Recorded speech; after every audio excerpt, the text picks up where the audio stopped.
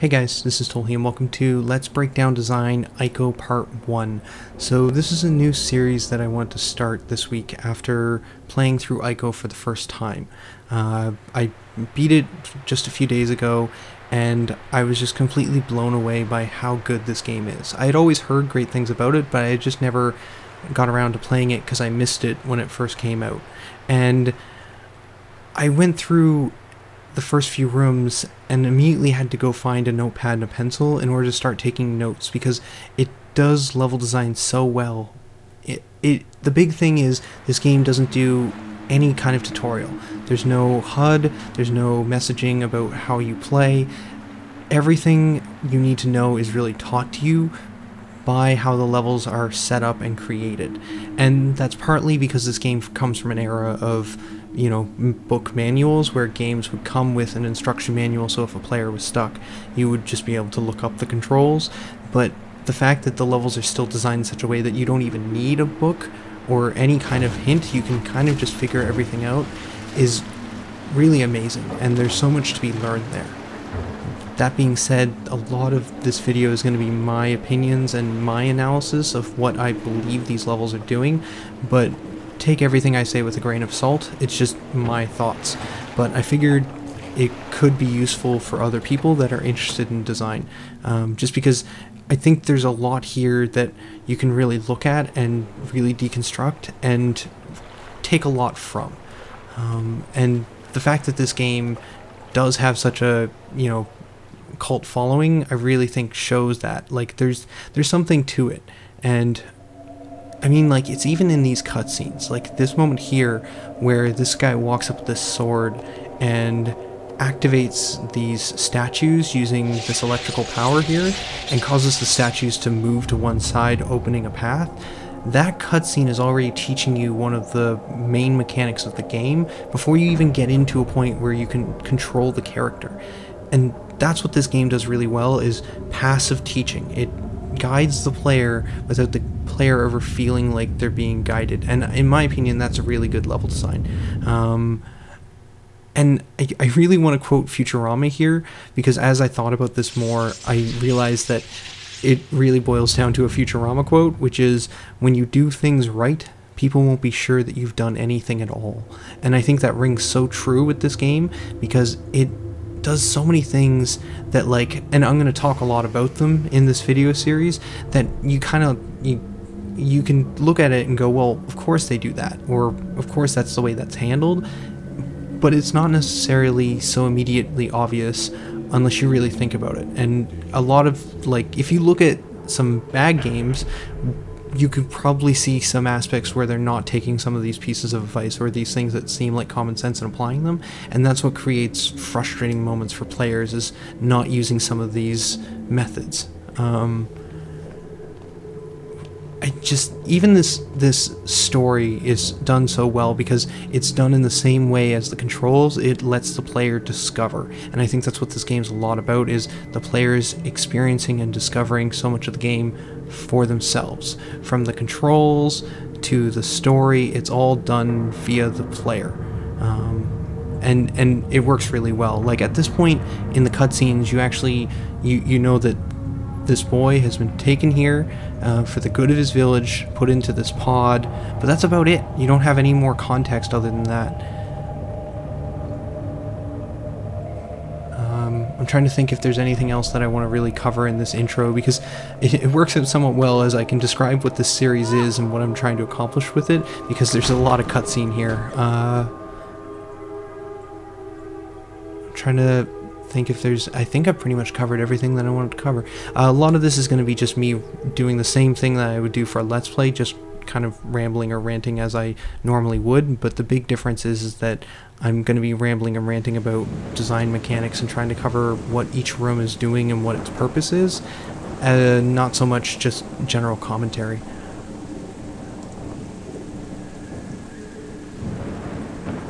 This is another cutscene where they're doing some really good stuff. So this game, not only does it have great level design and it does a great job guiding the player, another thing that's really amazing about it is its visual foreshadowing. It does really great moments of showing the player where they're going to be heading before they're even close to getting there, or if it's like a few rooms off. And it's really good. And they even like to do a few visual callbacks where they show you areas you've been, and there's a lot of really nice aha moments there for the player to kind of have like that realization of, oh yeah, I know where this is, or you know, when they get somewhere it's like, oh, this is that location I was seeing for so long. And again, these cutscenes just giving more hints to the gameplay, with the boy being dragged into the shadow of the shadows of the wall, or the shadows on the wall, I guess I should say. Alright, so we are now getting into the actual gameplay. So this first room does a fair amount, and it does a fair amount by not doing a whole lot. And that's weird, I know, but basically you jump into this room and you're given no HUD, you're no dialogues, there's nothing saying move the left joystick to move the character. It's just something that you try because you have to discover the game on your own. And that works really well for something that's a controller based game, like a console based game. It's something that you couldn't necessarily do on a PC game, because it would be too much to ask the player to discover the game via the keyboard, because there's too many buttons for them to try. So at this point here, I'm really just wandering around the room, and then after I've kind of wandered around for a bit, or you know, immediately I might also try the right stick and realize that I can control the camera using the right stick. And as we explore, eventually, after a few minutes probably, or if the player's lucky they might wander into it sooner, the player will discover this area here, which is really well lit. And you can even notice that, like, as the player enters this area, the camera repositions to really move in and focus on this lever on the wall. And the lighting is done here as well, because most of the rest of the room is fairly dark. There's not as much like well lit areas except this spot, and that's because the level designers are trying to guide the player to the switch using light. Well lit areas are often areas that the player should be moving towards, and so once you find the switch, you're going to try a few different buttons until you eventually figure out that circle pulls switches. And then again, we get that cool cinematic camera as it zooms in on the door below, highlighting to the player the direction they should be moving in.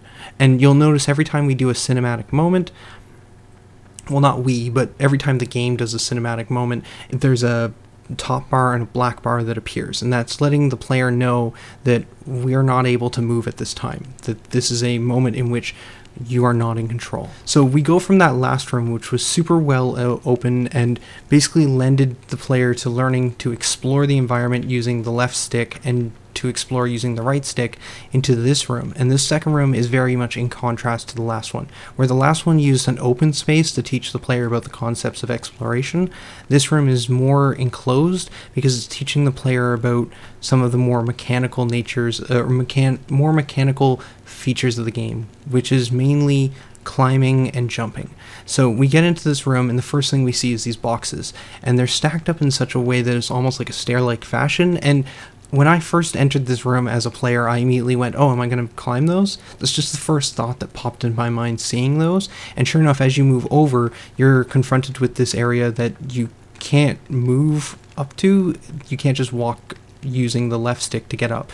So eventually, after playing around with the buttons, the face buttons, you'll find that triangle lets your character climb. And there's nothing else to do in this space, really. So you're led to realize that you have to go this way because you've just come from this door, you pulled a switch and progressed in here. The player knows that this is the forward direction that they need to be moving in, and finding themselves confined in a small area, they'll experiment to try and move forward.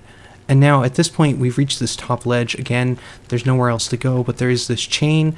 Player will eventually experiment to find that triangle also lets them jump. Now they're on this chain and also moving up, and trying the right stick, or left stick, sorry, they'll eventually realize that they can rotate around the chain and climb up it. Again, we're teaching the player about climbing, we're teaching them about jumping, and we're teaching them about chain mechanics, all within a very small space, in order to kind of drive the player into learning these things on their own. Now, once we reach the top of the chain, there's nothing to do up here. We've just progressed again forward and found ourselves at a dead end, so the only choice is to experiment here because there's no point in going back. We know what's back. there's no point in even going back there. We must have to progress forward somehow. And this is where the player would realize that they can hit triangle again and basically jump from the chain to this windowsill. And at this point, if I think I was higher up in the chain, I would have made that jump directly, but having not been high enough, I jumped to the ledge and realized I can climb up from a hang as well. So many mechanics all revolving around triangle being taught in that room.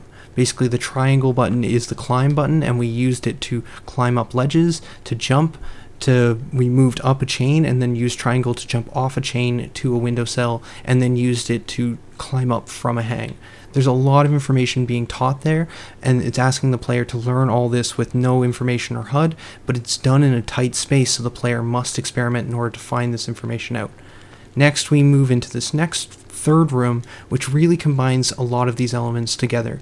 We end up in this space where basically moving forward we see statues. Again, we know these statues move out of the way there's some way to move statues in order to progress forward, but we don't have that sword from the cutscene, so we must find another way around. On the left side there was also a red ladder, but you could go up there and find that it was a dead end. Heading up the right though, you'll eventually make your way up this spiral, and you can use the camera to tell that you're basically moving your way up to the top of this large tower. You basically, using the camera, you can discover that this is a huge spiral that you're going to be climbing. And this spiral is actually a fairly lengthy distance for the player to have to climb up. It's maybe like a minute to get to the top of this, but the thing that keeps this interesting is the camera. So this game does a really good job with its cinematic camera, so it always feels interesting as it's zooming in and out and changing direction, so that the player is always interested in the experience of running up, even though it takes a little bit. And there's another reason why they make this area so long, which we'll see in a moment. The other big part here is we get to this point where there's a chain, and I think this is really just reinforcing the climbing mechanics that were just taught, but it's also meant to break up that climb, so it's not just hold the left stick. It gives it a bit of a break and lets the player do something different, again trying to hold their focus.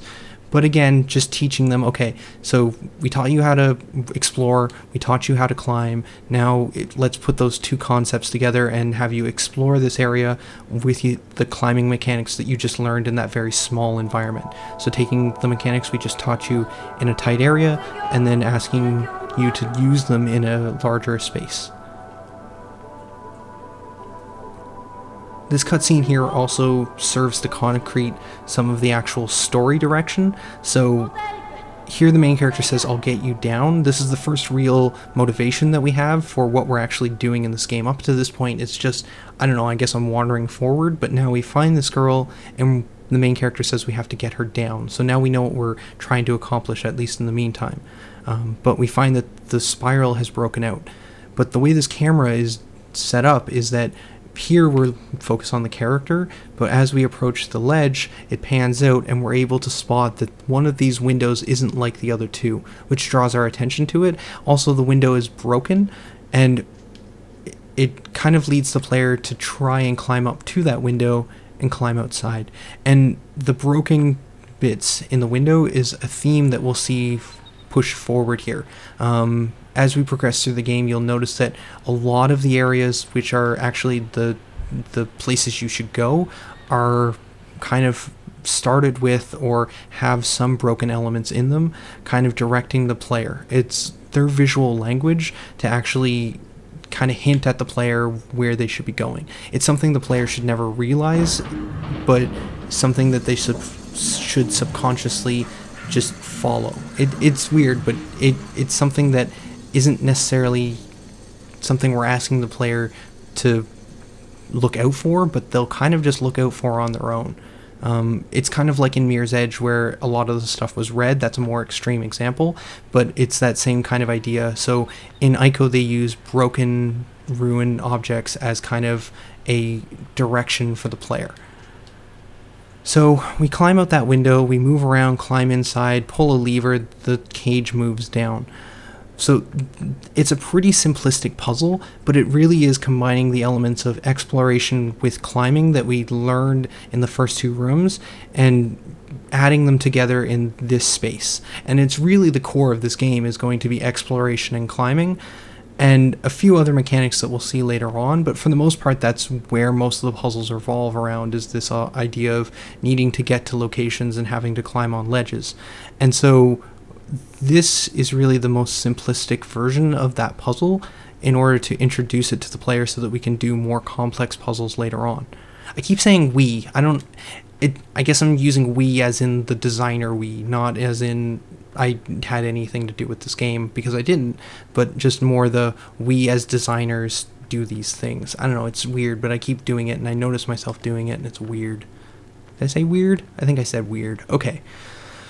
Back on point. So, as I was running down that whole thing, one thing that's worth noting is that that's a lot of backtracking for the player, but we have just pulled this lever and pulled the cage down, and while we're running down that spiral, we're kind of thinking about, you know, what happened to the girl? Is she alright? Is she safe? And then that's kind of keeping us questioning what's going to happen when we reach the bottom, which makes backtracking somewhat okay. The ladder that was on the left, which currently led, or in the beginning led nowhere, now currently leads up to this top area where we can kind of see the girl is sitting in the cage, but she's still not free. Next logical step is to try and jump to the cage. We know how to jump, and that triggers a cutscene. I mean, a lot of these things kind of flow naturally one into each other, but that's because it's designed well. They teach you these things in such an order that you kind of just know what to do just because of the way they've organized it. Whereas if they had have taken this room and given it to you first without those first two rooms, there'd be a lot more confusion because you wouldn't necessarily know what you're supposed to do. If they hadn't taught you about jumping in such a confined space, when you had to jump out the window at the very top of the tower, you wouldn't have known that that was even a possibility because you wouldn't have been introduced to the concept of climbing yet. So it's this idea of teaching things in small spaces and basically introducing the player incrementally rather than just giving them tough challenges right off the bat. And it's very much a simple concept. It's very straightforward. It's something that maybe doesn't even need to be voiced, but I think it's worth talking about and pointing out because it might not be something that people think about. So we get this cutscene. She's been freed. Another big part of this cutscene, as you goes through, you'll notice the torch is always in frame, and when it dropped down, the character actually looked at it. It kind of leads the player to run over and try and grab it, and using circle to interact, as it, you know, that's what you do with circle. You realize you can pick it up, and then you'll eventually try a few buttons and realize square lets you swing, but now she's in the ground and you can't hit the creature anymore. So if I was to experiment a little bit more, I might figure out that R1 lets me grab her hand, but when I first played this, I actually didn't. It took me so long to figure out square was to swing. By the time I figured out square was to swing, she was already in the ground, and then I panicked and I didn't realize what button I was supposed to hit. I mention all of this and I hit the continue screen on purpose because I feel this is all done for a reason. I think they ask you to learn two new mechanics, basically square to attack and R1 to grab her hand, so that the player is more likely to fail, I believe, but this teaches the player that failure is okay. You can hit continue and you'll start not that far back. In fact, we start here, we hit triangle, we jump back on the cage, and we're basically right where we were before. So I think this moment is actually designed to have the player fail a little bit. And again, there you can see the main character looking over to that torch. So it's designed to teach you two things, but probably have you fail, but teach you that failure is alright. And if the player does it without failing, well, all the better for them. That's not a problem. We hit square, we kill the shadow on the second attempt, and the pool of shadows disappears. It didn't click with me right away, but after a few more times it becomes apparent that that's actually, once you kill the shadows or all the shadow pools go away. But in this instance, because it's more of a cutscene type moment, that doesn't quite click yet, but it starts a pattern that eventually the player will realize. So at this point, the shadow's gone, but she's just sitting on the floor. There's nothing really you can do. You have to, again, experiment until eventually you realize that R1 grabs her hand. In this situation, R1 actually triggers a cutscene, but you can see in this cutscene the whole time they're holding hands, and it's, again, visual foreshadowing to this mechanic. And again, the player there says we have to get out of here, giving us more direction in what we're attempting to do. So now we know that we're trying to leave this area with her, and we have a purpose. Hitting R1, we find that we can grab her hand. If we just tap it, we see an animation, but it doesn't actually connect if you just tap. But that animation lets the player know that R1 does something, they just haven't figured it out, and after a few moments they'll realize R1 lets them hold her hand and drag her around while holding R1. Now, we've already been to the top of the tower, we've already been to the top of that ladder, we know there's nothing else we can do, we can't backtrack, so the only other option we have is to move towards these statues, which, grab her hand again, running too fast and I lost her, but yeah, you drag her over to the statues, statues light up, they move. We've now taught the player that she allows us to activate statues. So that's a really cool moment where basically we've had the player explore every other aspect of that room. The only thing left for them to do is to try bringing her to the statues. And it just feels natural. When I played as a player playing through that, I never even questioned it. I just grabbed her hand and went, oh, I guess I head this way now, and it just happens. And then you go, oh, okay, cool. And it feels good and satisfying figuring that out. So moving up these platforms, you can hit R1 and you'll grab her hand, pull her up. Also, other things that can happen here is, for me, I had it happen this way where I just jumped up and then went, okay, well, she's not following me, so I'm up here, I guess I'll hit the R1 button, and in tapping it, I realized that I could call to her, and then she'll climb up. It didn't, so it was actually a little more difficult to get that to happen this time, but when I played through the first time, it just kind of worked out that hitting R1 taught me that you could call her, and that's what this area is basically teaching you about, is the different ways that you can interact with her and help her navigate the environment, because we're learning that as a player character, we can do things that she can't, but we can help her do things that we can.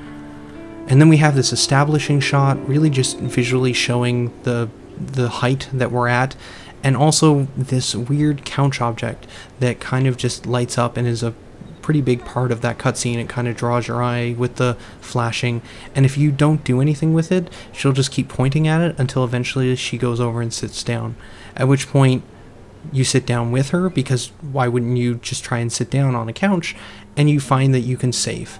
And then this is pretty much the only major HUD point, is the save.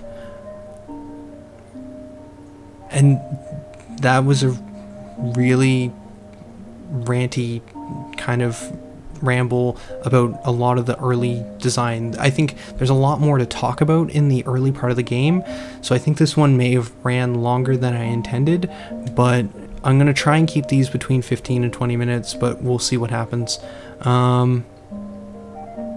Yeah, so, I don't know, that's pretty much part one of this breakdown. Let me know if you guys like this, if you thought it was too dry, if it was too much information, if, I don't know, just if it was interesting. But that's it for now. This is Tolhe signing out. Later, guys.